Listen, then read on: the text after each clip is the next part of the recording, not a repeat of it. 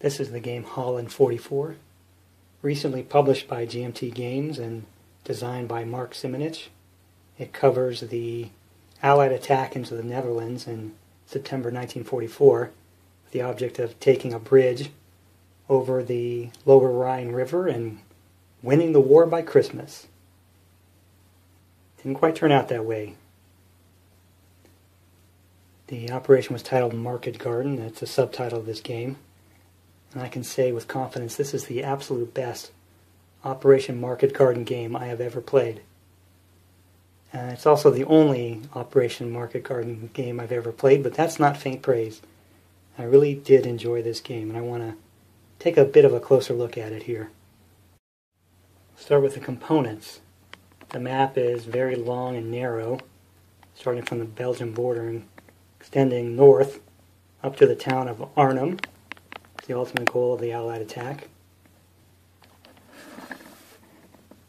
This is the jumping off point, depicting the road that the Allies will traverse. See a lot of heavy terrain, towns, woods, polder. These are like agricultural areas, marsh, lots of canals, many bridges spanning these waterways. A lot of the places we know historically, Eindhoven, Saône with its bridge there. And a lot of, it looks very narrow, but there's actually a lot of territory that has to be covered as the Germans to defend and the Allies as they advance. And we'll eventually hopefully get here to Nijmegen and the Graaf Bridge there, Nijmegen Bridge here. See, the terrain gets progressively worse for armored operations as it reaches the Arnhem area. I like the depiction of the map. I think the terrain features are clear. Their effect on movement and combat operations is important, so being able to see that clearly is vital. One thing you see is that little parachutes on the map indicate the drop hexes for the Allied airborne troops when they advance. Now the map also includes some organizational displays, like here. A couple of boxes for eliminated units. They're just purely functional. And then the turn record track down here. One thing I like about this turn record track is they have these little historical hints on them, or notes, things that happened historically at a particular time. Now, I have to assume the designer meant these to be taunts to the player, as if to say, hey, 30 Corps reached Graaf by the 6th turn, why haven't you got there, loser? But otherwise, they're nice little hints for the player to gauge their progress in the game against history. And there really aren't that many units in the game. Here are the at-start units. The German forces here in typical German colors. Dark blue is Luftwaffe, of course. Black, as we know, is always SS. Gray, of course, is just General Wehrmacht. The British and American forces are divided amongst the 1st Airborne here, the 82nd and the 101st, and the Guards Division, of 30 Corps. And they used the 50th Division as kind of an expedient, because it ended up taking over most of the work in the battles that went on, so save on counters, they only included that division and did not really include anything from the 12th Corps, if you know the history. One thing I like on these counters is that they have the divisional symbols in the left corner there. Otherwise, they're typical counters with unit identifications, factors for play, combat, movement, so on. The background color on the unit type typical infantry and so on, indicates the formation they belong to. So that's the 50th Division. Look at the Guards, Armored Division. See the silhouettes for the tank. That's not just pretty, that's actually important to know that that's a vehicle type unit and affects their ability to move and fight in the various terrain features. I have a certain pet peeve. It doesn't mean anything, I know it, but it always bugs me when I have counters and then there are the setup codes and they're printed on the counter. I know there's all kinds of information on here that wasn't, printed on the unit's uniforms, combat factors and so on. But there's something about that, setup hex. It's just a moment in time. The first play of the game, you have that relevance, and after that it's useless. Some people like it, it helps them set up, but I find it to be a little distracting and kind of a blemish on the counter. I'll use that to segue into the player aids. There is this nice color setup card. All units laid out in their hex numbers. Yet another reason I don't need them printed on the counter. There is also sort of a standard player aid. Terrain effects. Some charts and tables. CRT and so on. Some nice cardstock. There's 2 of them, so 1 per player. But with that nice setup card, we still have a lot of reinforcements to keep track of, and there is no reinforcement player aid. The reinforcements are listed in the rules, in the back of the rules of play, like here, just as listings. So, if you're late to games the way I always am, some kind soul in the community will have already put together some useful player aids, such as these, corresponding reinforcement schedule colored charts. So I like that a little better than stacking them on the turn track. Gets them laid out. I can kind of get the lay of the land. See, there's far more Germans than Allies. But those are nice things to have, and they are additions. Do not come with the game.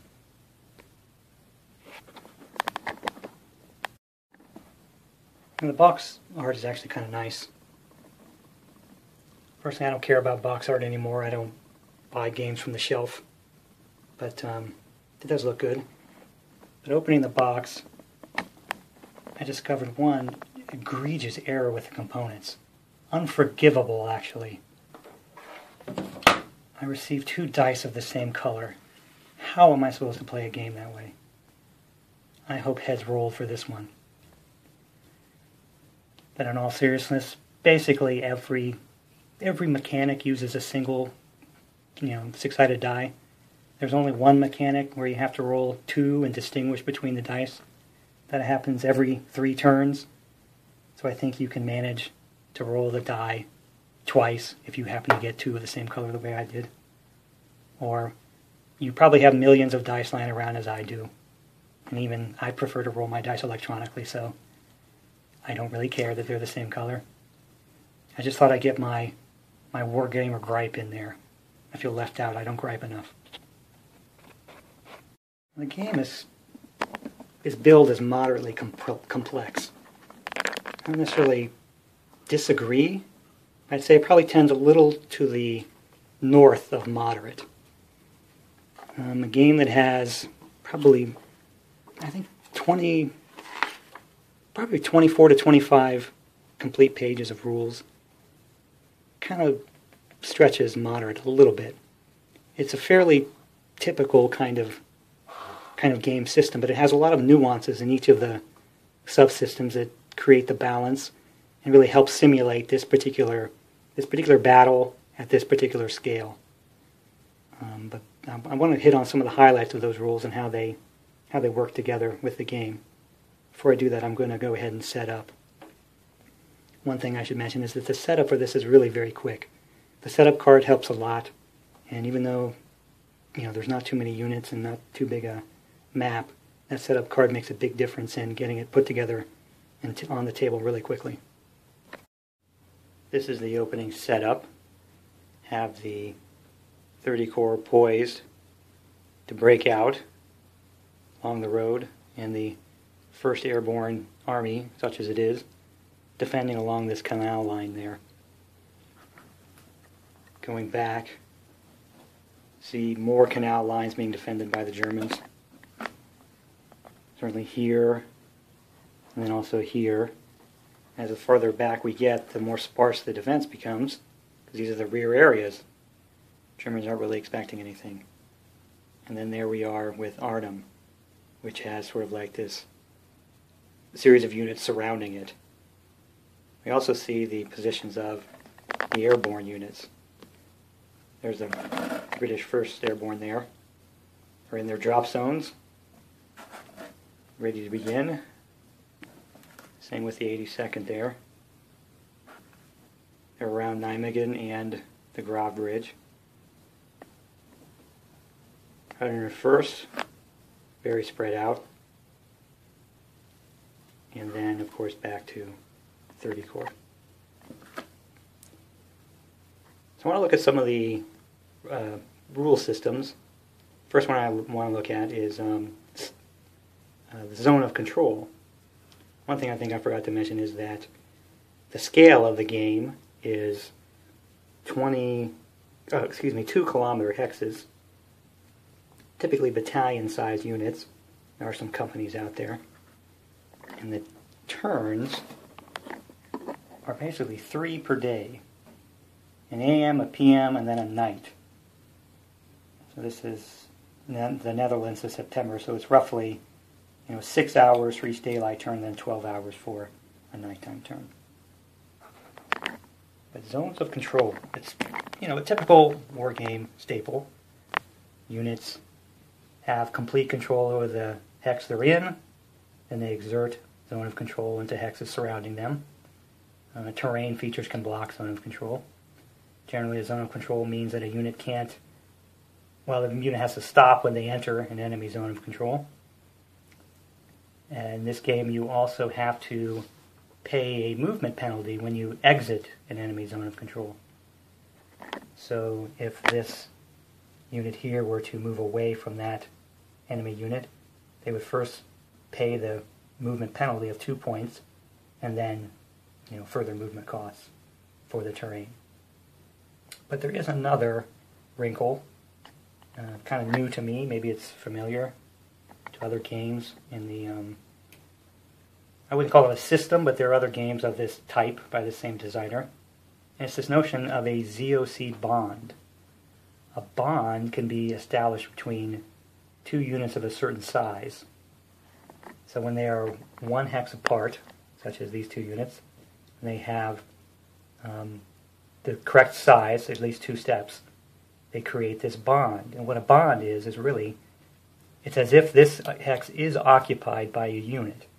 It is, inviolate by the enemy. They cannot enter it. And because of the nature of the hex grid, bonds can exist between units across hexes or between units on hex sides. So in this case, this unit could not cross that hex side because of the bond. And this unit could not enter that hex because of the bond.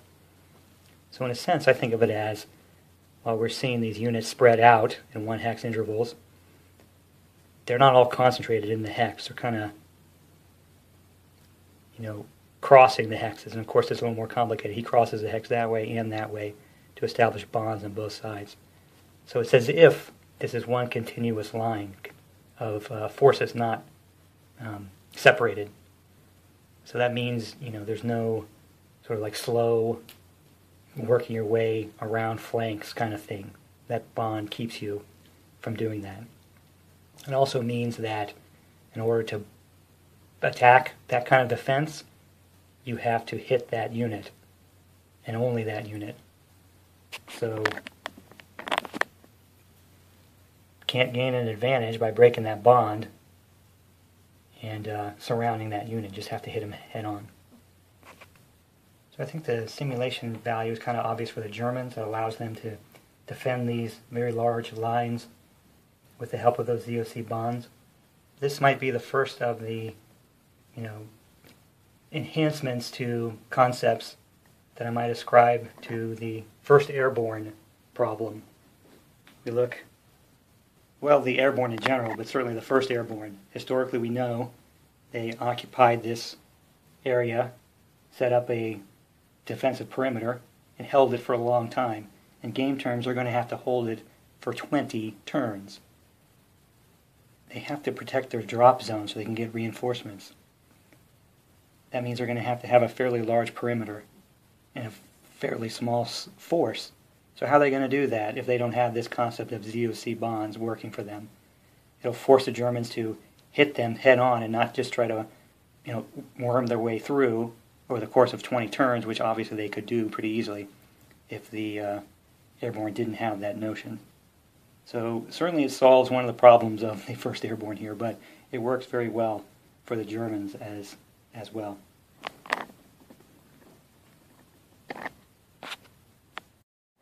Now another typical war game trope is stacking. It kind of combines the scale elements. How much meta material can you get into a hex? This is another one of those ideas that's embellished a little bit in this game system.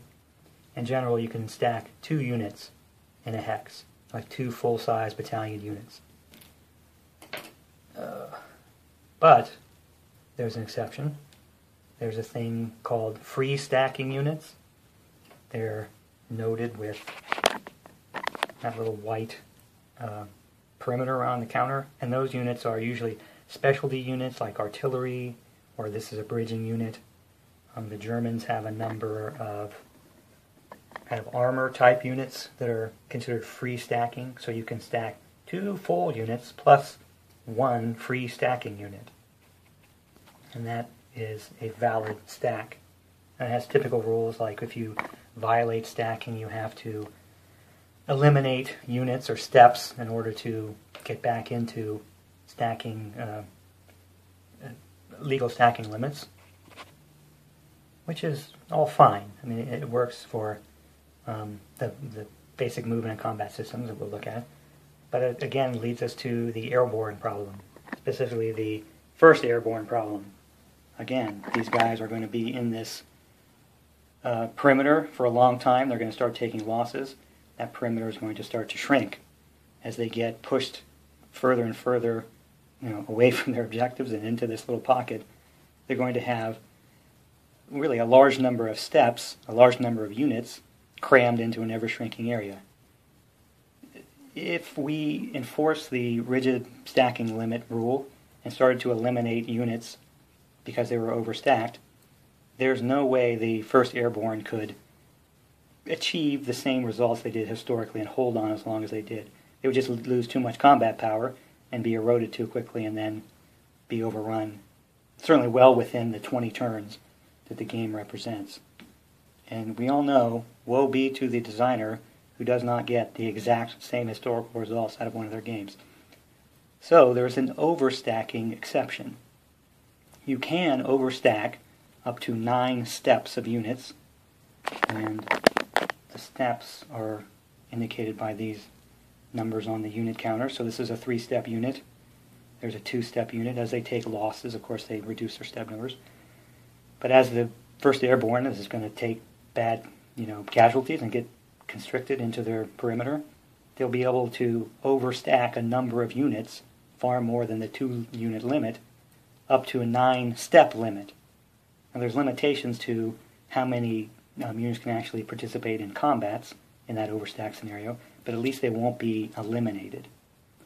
Now it seems like an exception for the first airborne or just the airborne in general, but it does work to the advantage of both the Germans when they're conducting their fighting withdrawal and the Allies when they're beginning their attack here and pursuing their attack.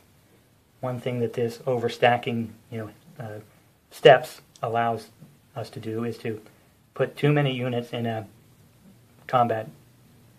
When the combat is undertaken, there will ultimately be a victory and advance after combat. And even though the unit didn't participate in the combat, they can advance with the victorious units after the combat.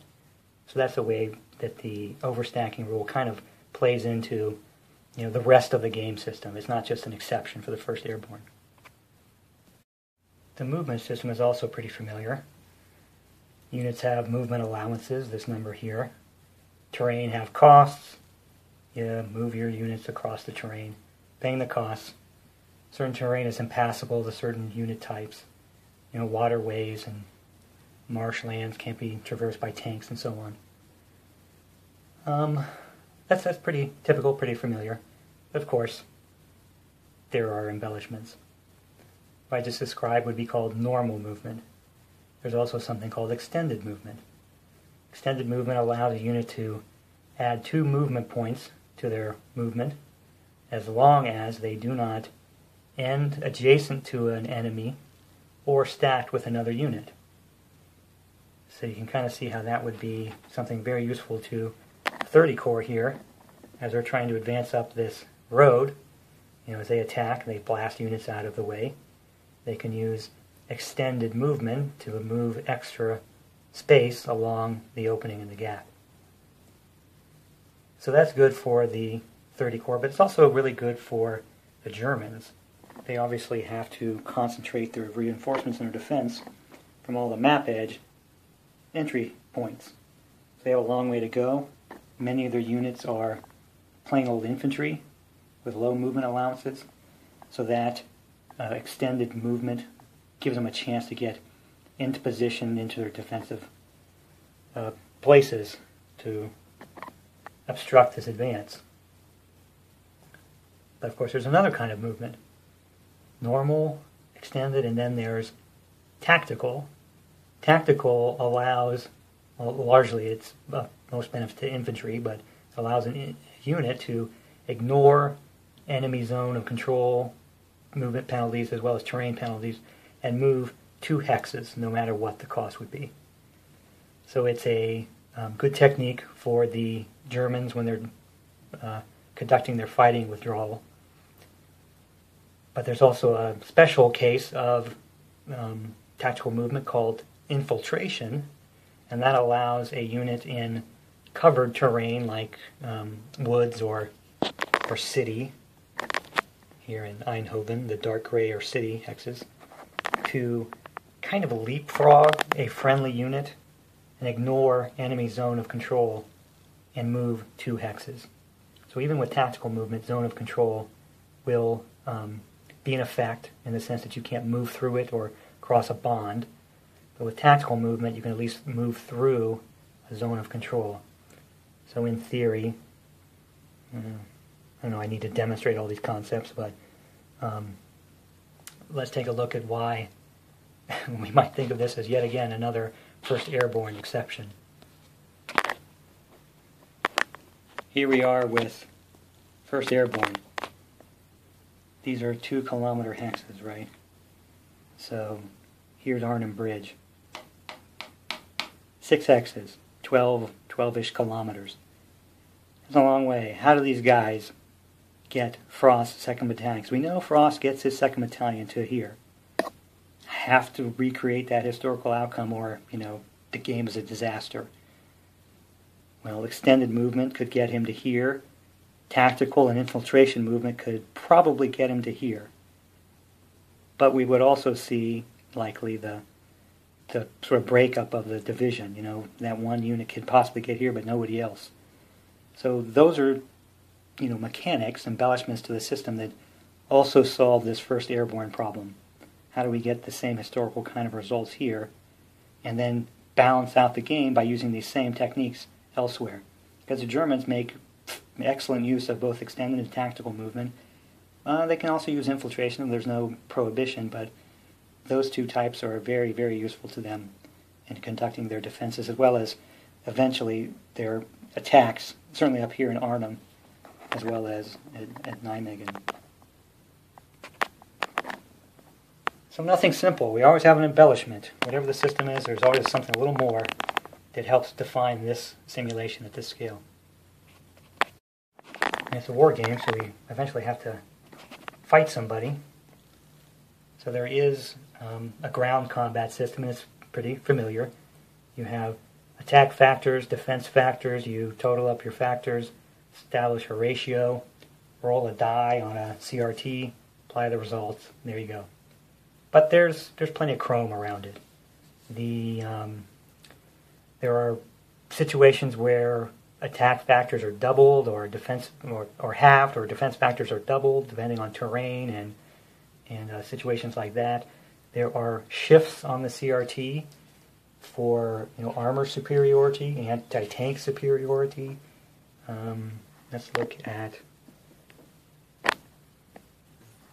these middle numbers are the defense factors, but the colored background indicates either elite or low quality units. So the airborne are red, that's elite. This little police battalion is white, that's low quality. Each of those confers a shift on the CRT in combat to the attacker. So here's the CRT. It has lots of outcomes. It's basically a 1d6 with all the odds ratios. And you shift left or right with those different combat modifiers and effects. Among them also are artillery and air support. They will shift in positive or negative directions depending on attack or defense. And one other bit of a wrinkle is this notion of formations. The Allies essentially are divided among their divisions. This is the Guards division with the purple. See the purple in the unit or above the tank silhouette. There are, this is the 3rd, and there's the 50th Infantry. Those are different formations. When you attack, you have to declare a lead formation. So if you have multiple units from different formations involved, you choose which one is lead. Those units get to attack at full strength, and the other units attack at half strength. But you can't attach a unit from another formation to make them part of your formation, a supporting attachment. So on the face of it, that sounds like a lot of fiddliness, a lot of factor counting, to figure out what my best advantage is in my attacking. But in practice, it really isn't that bad because the game isn't that large, and you are going to concentrate your attacks in a few areas. So you're not conducting 50 attacks every turn. It's just a few. So it does play out pretty quickly, and doesn't really slow the game down much at all. Now, there are losses conferred by the CRT, but probably the biggest, most important outcome is the retreat. Because you want to blast your enemy units, certainly, but you also want to get them out of the way. And there are no combat results that would destroy a unit of more than one step. So forcing retreats is really big. There are two kinds of retreat. There's sort of like the simple retreat, which causes a disruption to the unit as well as forcing them out of their hex. And then there's the second level of retreat, called full retreat, kind of literal, but it also is a second level of disruption. And disruption causes a reduction in the fighting and movement capability of the unit. So the more retreats and disruptions you can cause, the better. Now, retreats, being kind of prevalent, are a big deal in terms of the defense capabilities of the armies. It's, again, like a huge deal.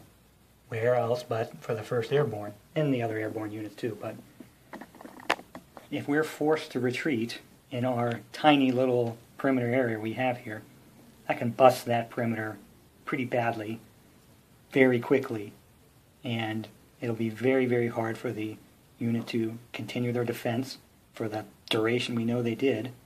So there's a thing called the determined defense. And at the end of a combat, when a defender has experienced a retreat result, they have a special die roll on a special table that allows them to declare a determined defense and potentially cancel that retreat. So they take a step loss, they still take that step loss, but they can cancel the retreat if they're successful. Now the risk is that they may take a second step loss in that determined defense and yet still maintain their position. So that's a good way for the airborne, the surrounded units, to maintain their perimeters for a little longer, but it's also very useful to the Germans. They're being attacked very vigorously along these lines, and there are times when they want to hold, certainly in these town areas, in city areas for as long as possible. So they are willing to trade, the risk of a step loss to hold that hex and possibly reinforcement. That's also very big here at Nijmegen. Germans are going to fight like crazy to hold on to this and deny the Allies that bridge. And yet another sort of familiar thing is that after combat achieves a victory, clears a hex, there is of course an advance after combat. But it's never simple in this game. Can't be. There are 3 kinds of advance after combat, or maybe even a 4th kind if you want to think of it that way. There is the limited advance after combat. That is where maybe you win a minor victory and you can only advance into 1 hex into the defender's vacated hex. There's also a normal advance. That's where you win maybe a moderate victory. This guy is, retreated out of the way here. But you can, these are kind of poor example. Let's just suppose I have some units here, and we won that hex with a normal advance. We can advance 1 hex in any direction by all the units that contributed to the combat. So I could move there, there, there, there, and then, 1 hex that way. So it's a good way with a normal advance, very powerful, to move in any direction like that. Within movement guidelines, you can't levitate tanks across a canal, but as long as a unit can move into the terrain, they can move that 1 hex in any direction. And the next kind of advance is the extended, or what is it, bonus advance? Yes, bonus advance. So that's in the case where you win a smashing victory, and you get 2 hexes for each stack in any direction. Now, in addition to that, there is also the road bonus. If a vehicle-type unit, like these tanks here, conduct their advance entirely along a road, they get a 3rd hex that they can then advance. So, winning a giant victory along this road here, you could potentially advance 3 full hexes clear of your attacking starting point. One other aspect to this advance is that you can conduct a breakthrough combat in certain situations. That means you win a hex, you get a bonus advance, 2 hexes, you can use your road movement bonus to go a 3rd hex, but then when you contact enemy units, 1 stack from the original attack can conduct a combat against that enemy. So one of the benefits is that perhaps we won that significant combat, and for the heck of it, let's say we had this arrangement. So we win a major victory, we get a bonus advance. I can advance those 2 units, attack with my breakthrough combat. Let's say they win that hex. I can then advance other units, bonus advance, plus road bonus, and so on, up the road and sort of hopscotch over my breakthrough combat units. So it's a good way to bust open a hole and then advance in, behind and through that breakthrough combat. Now these apply to all units, but really this is like the 30 Corps special rule. Without this, it's really hard for the 30 Corps to make the kind of gains they made historically. And for the most part, the Germans are in a very defensive posture. They only have a couple of formations that come on later in the game that are able to summon the combat power necessary to get those kinds of bonus and breakthrough outcomes. So largely we're looking at this is how 30 Corps punches through and makes their way with their advance. As I mentioned, air and artillery are abstracted as ground support units. They just affect the CRT. So you get a number of air counters based on the weather for the turn, and they can just be used to support ground attacks. Now, they are limited to supporting, the 30 Corps directly, and then, other attacks within range of 30 Corps. What that means is that the Allied airborne divisions won't get any air support as long as they're isolated like this until they are relieved by the 30 Corps. So that means poor 1st Airborne up here will have no air support, basically for the entire game. There is a supply system as well. It's fairly simple, mercifully so. They basically rely on trace to a friendly entry area. So for the Allies, it's just these areas down here in the south. For the Germans, it's just everywhere else. And the only wrinkle is that due to the, horrible terrain here in the Netherlands, or well, I shouldn't say that. Netherlands is beautiful. I like it, but horrible for combat operations. It can be really hard to trace, along the map, a supply line. So they have this notion of an overland portion of the trace, and you can kind of trace it through hexes that are kind of rough and blocked in terrain, by the terrain. But then it has to get to a road, and then the road can trace as long as necessary to get to a friendly map edge. The only side effect of being out of supply in the basic game is your combat, attack combat strength is halved. You can defend and move normally. And for the most part, most of the forces are going to be in supply. The Germans will occasionally get cut off.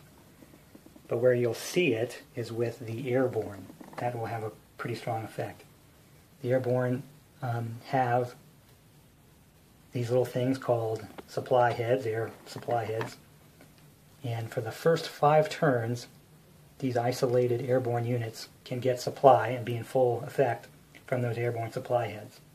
But at the end of the 5th turn, they all become depleted. And then the only way for the airborne to be in full supply is to trace along the map, the overland and road supply paths. So that means the 101st probably will be in supply the whole game. But the 82nd and the 1st Airborne, they will be out of supply. And the net effect is that by the end of the 5th turn, if you haven't achieved your objectives, you're probably not going to, because their ability to fight to grab objectives really evaporates when that supply head becomes depleted. And then it becomes very much a defensive fight and then just targets of opportunity. And that's a long slog, a long wait for 30 Corps. And that's very realistic. I mean, that definitely captures the history. So those are all pretty common wargaming rules and mechanics with some embellishments to fit this model. But this is a game about airborne drops to capture bridges over waterways, so we've got to have airborne and bridging rules. Mercifully, the airborne rules are pretty simple. The airdrops have drop zones printed on the map. You simply place the units targeted for that drop zone. They will always land in that target. The only question is what state they're in when they land. So you roll a die on an airborne landing table, and they either come down fit and ready, scattered, which is just a diminished state, kind of like disrupted, or they can lose a step and become scattered. But otherwise, you're more or less going to get your units down in the places where you expect them. There are die roll modifiers for things like the terrain. Landing in woods is bad, but also landing adjacent to enemy units is bad as well. So this drop position around the Grave Bridge for the 82nd, this little unit is trying to land south. This is a tough one to get down successfully because they're adjacent to an enemy unit. So quite often you will roll poorly and that unit will be destroyed. But otherwise the airborne is, in all other respects, just infantry. And the other effect on air landings is weather. After the initial lift of the first day, you roll dice on the weather table to determine the weather conditions, and then only a certain number of units can land based on the weather. And very importantly, the Polish brigade is only allowed to land in clear weather, and it gets really hard to find clear weather later in the game. So they are delayed quite often for quite a long time. The other aspect is, of course, bridging. The Germans have occupied this country for years. They know where all the bridges are, where all the strategic points are. They have wired for demolition every bridge on the map. and they want to hold or destroy those bridges. I'm sure we've all seen the movie Bridge Too Far. You have the scene where the first airborne is running out of the woods up the road, trying to capture the bridge, and boom, it blows up right in front of them. That's quite often how the mechanic works in the game. The Germans can destroy bridges with a die roll. Often you will have a unit come adjacent to the bridge, and the German can then declare a demolition attempt and potentially destroy that bridge. So bridges are going to be destroyed all over the place, and it's up to basically good luck for the Allies to capture them before they're destroyed. The bridge table is, heavily slanted towards successful destruction. It is difficult for the Allies to capture these bridges intact and keep their forces moving, but they're not completely out of luck because they have special bridging units. We have the 30 Corps and the 8th Corps bridging units, and these can repair the blown bridges. Basically, the kind of blown bridges we're going to encounter in the southern and middle part of the map. So these are specialized engineering units. When a bridge is blown, it basically takes 2 full turns of control of the bridge area, both sides of the bridge, no enemy zones of control, that kind of thing. And then they can repair the bridge and it becomes operational again. The Germans can also repair bridges, but why would you want to? There's a mechanism called automatic repair. It basically means when you have, the game starts with these bridges over the canal blown. Once you, as the Allies, seize control, push the Germans back out of range of these bridges, normal follow-on support forces can then come in and, out of the line of fire, automatically repair bridges. So the Allies can do that as they move their front lines forward, and that's the only way for the Germans to repair bridges should they want to. Of course, the Germans are more concerned with holding or destroying the bridges.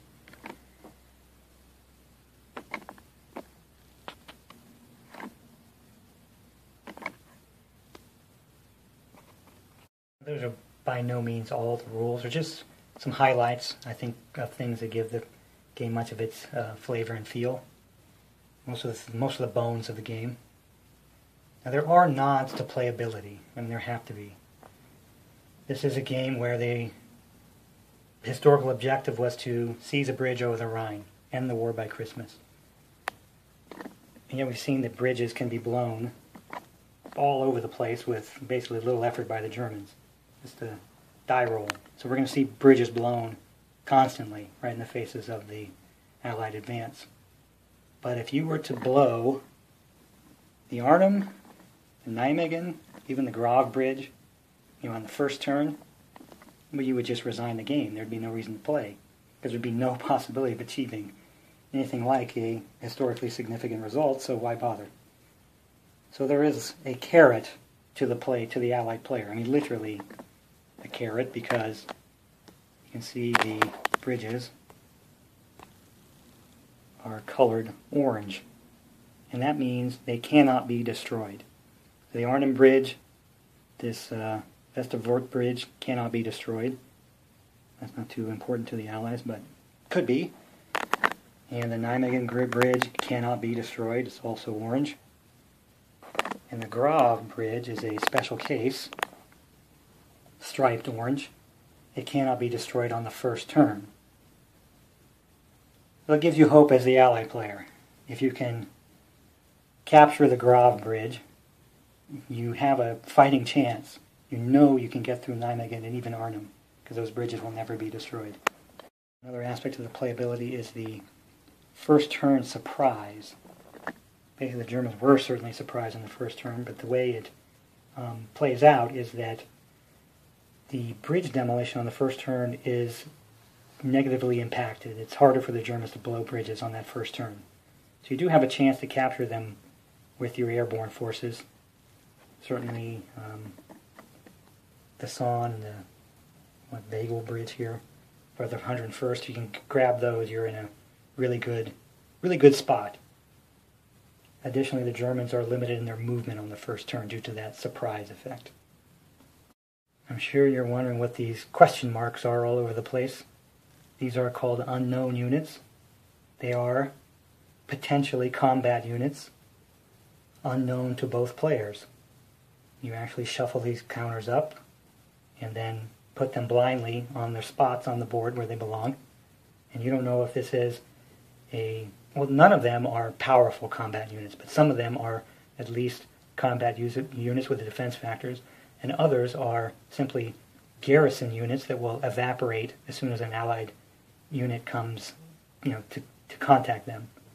So you may have a combat unit or nothing in that hex. So as a German player, you don't know, do I need to get a real unit there to defend, hold that spot, or will something be there to hold it for me so I can organize my defense? And for the Allies, it's kind of a different problem. Should I try to attack that on the move with a corresponding risk, or do I surround it and try to make a full-on assault on the hex?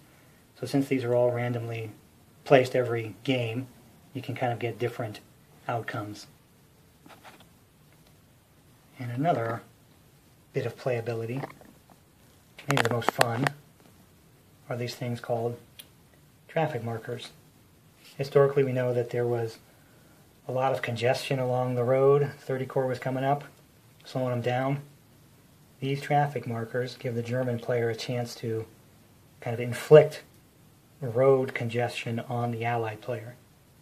So there's a special phase at the end of the German turn prior to the Allies where they get to take these markers and place them on the road.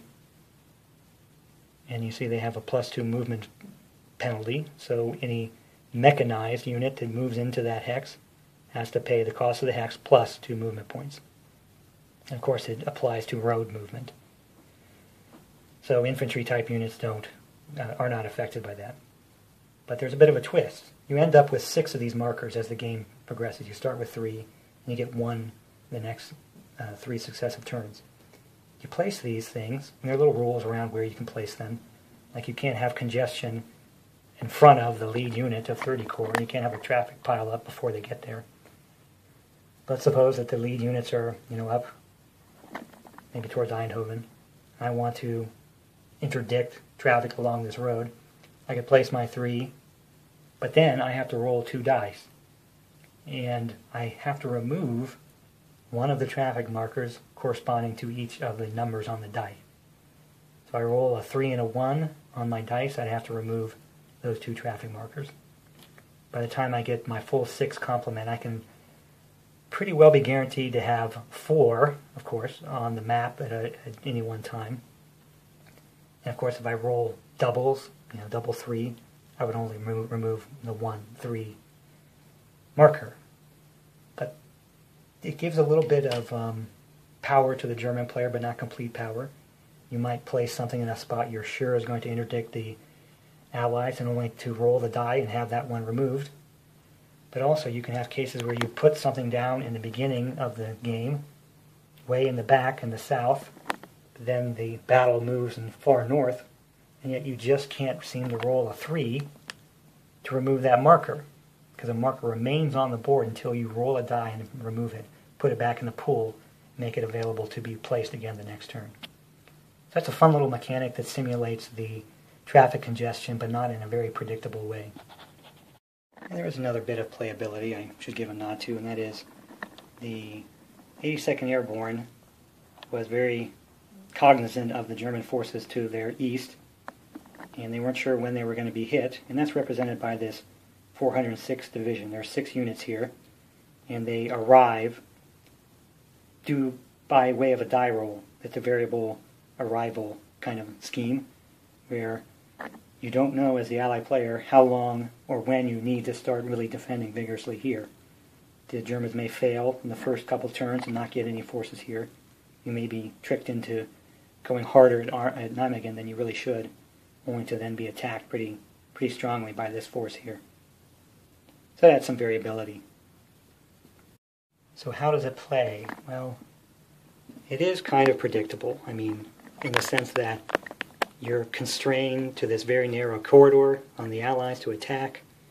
The Germans have only a certain number of reinforcements. They don't have good, strong attacking combat power.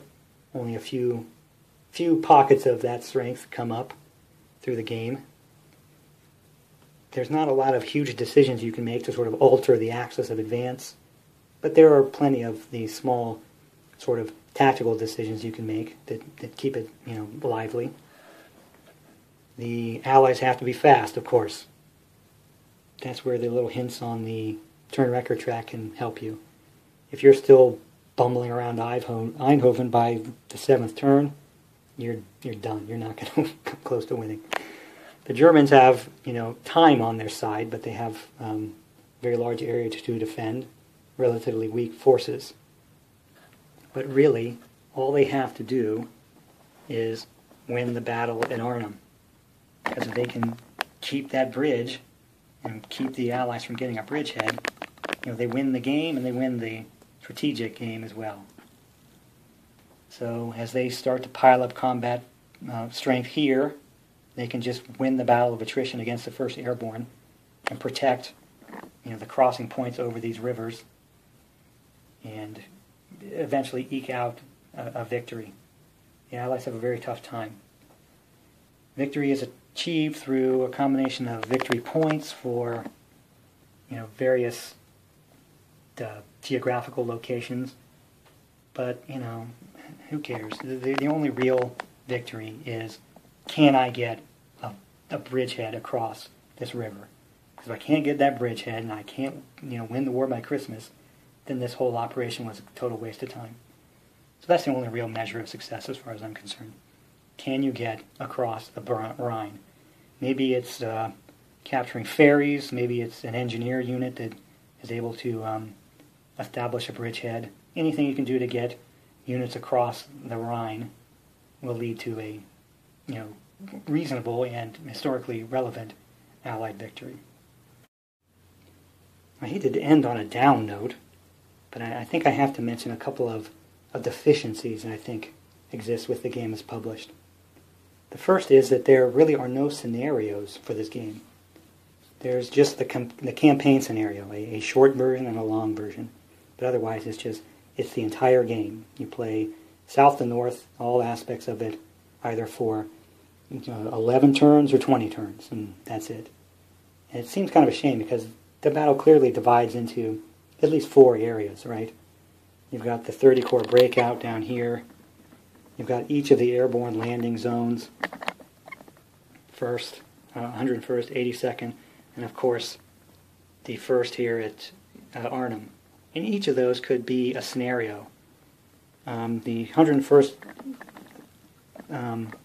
could be fighting until they link up with each of them could be a scenario that simulates fighting until they link up with 30 Corps, and then 30 Corps could be a breakout scenario.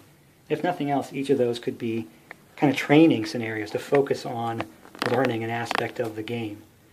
This would be heavy on combined effects and breakout combats and stuff like that. And then the airbornes could be more about infiltration tactics and defensive zones. Because I'm telling you, this is the kind of game where you really do need to practice to groove the different kinds of gameplays necessary to be successful in all 3 of the areas. The 1st Airborne itself is its own particular puzzle you need to solve. And I think having some scenarios to focus on each of those areas would be, I think it's basically expected in all games published today, and certainly a game like this that does break up so nicely. Certainly the community can fill in things like scenarios. There's been some hint that maybe some scenarios would be published in a future issue of the Game Publishers magazine, but these are the kind of things I think can be present. A developer could certainly come up with scenarios that fit this particular situation. And another thing is that there are no optionals included with the game. You have the base setup, the base reinforcement arrival, and that's kind of it. And this is hard to do, I admit. This is a battle that's very kind of limited by the terrain and by the forces and by the sheer insanity of the objective. But I think there are some optionals that you could potentially throw in there to add some variability to the game over repeated playings, and also to allow you to explore some other possibilities. Some historically plausible and some not. I'm not good at positing plausible optionals, but could there be alternate drop zones? I mean, pretty tough. But there was some suggestion that maybe the airborne could land in what was deemed, unsuitable terrain. The Poles did. So maybe that would be an option. Obviously there's a lot of open ground around here. Maybe I think Gavin was an idiot and shouldn't have landed so many forces here. But, alternate drop zones could be one thing that could be an optional. They're implausible optionals.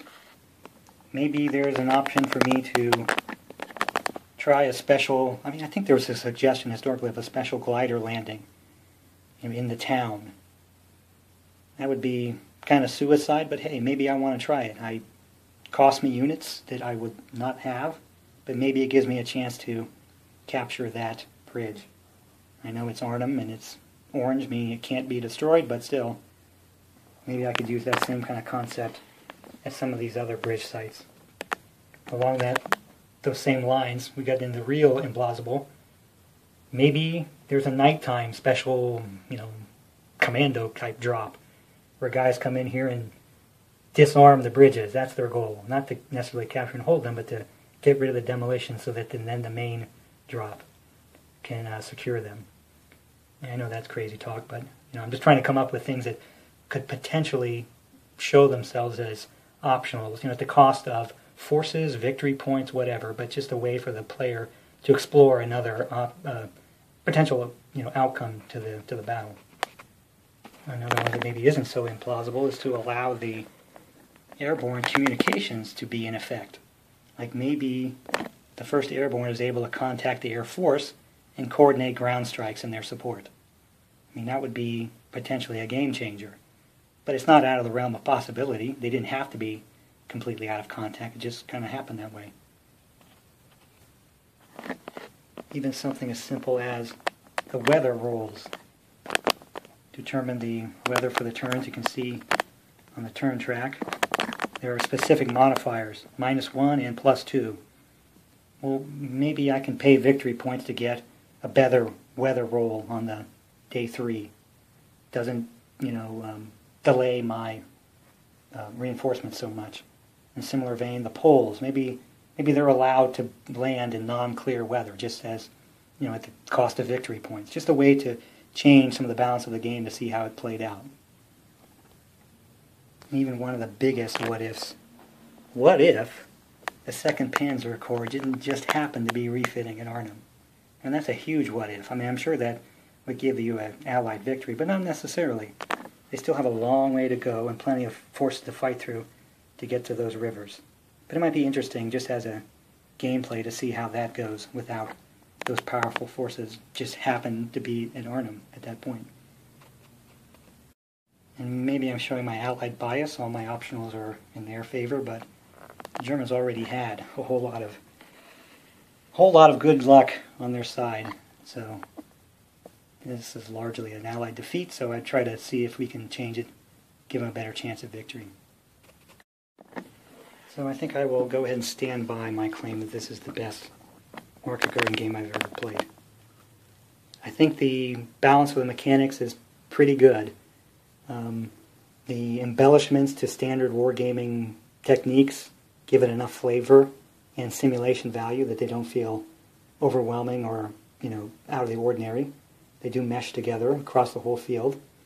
The different kinds of operations you have to undertake, especially as the Allied, at the different ends of the field. Certainly the breakout for the 30 Corps and then the desperate defense up at Arnhem give you a lot of different things to do.